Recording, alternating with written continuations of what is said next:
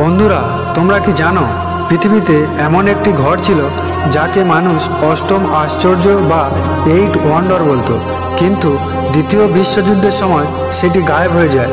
এর নাম the Amber room. এটি রাশিয়ার একটি প্রাসাদে ছিল।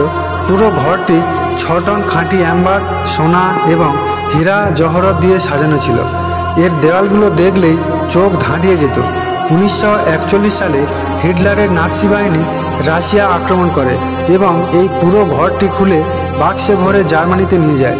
কিন্তু যুদ্ধের শেষে যখন জার্মানি হেরে যায় তখন দেখা যায় সেই বক্সগুলো আর নেই। কেউ বলে ওগুলো কোনো গোপন খনিতে লুকিয়ে রাখা হয়েছে, আবার কেউ বলে ওগুলো কোনো জাহাজে করে পালানোর সময় সমুদ্রের নিচে ডুবে গেছে। $500 মিলিয়ন এই গুপ্তধন আজও কেউ খুঁজে পায়নি। এমন হারানো ইতিহাস জানতে আমাদের পেজটি সাবস্ক্রাইব করুন। ভিডিওটি ভালো লাগলে কমেন্ট করে জানান আর একটা লাইক করুন।